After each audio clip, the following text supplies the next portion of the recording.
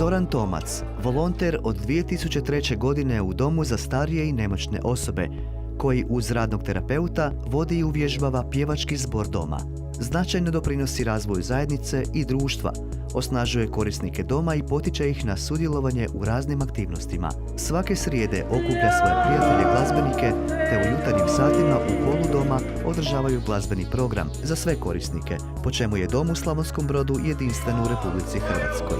Naime, jedini je to dom koji ima svoj instrumentalni sastav i takav oblik druženja. Također organizira i razne koncerte uz sudjelovanje svojih prijatelja pjesnika i korisnika doma.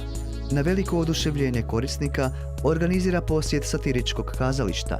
Gitarom i glazbenim umijećem uveliča svetu misu na blagdan Svetog Ivana Pavla II, zaštitnika kapelice doma, a godinama uvježbava korisnike za nastup na festivalu 50+, koji se održava svake godine u Koprivnici, na kojemu je dom prošle godine osvojio 2. mjesto stručnog žirija. Kako bi zahvalili za dugogodišnji entuzijazam, humanost, nesebično zalaganje, potporu i služenje osobama u potrebi, te podizanje svijesti o značenju volonterstva na dobrobit društva, dodjeljuje se javno priznanje Štit Berislavića.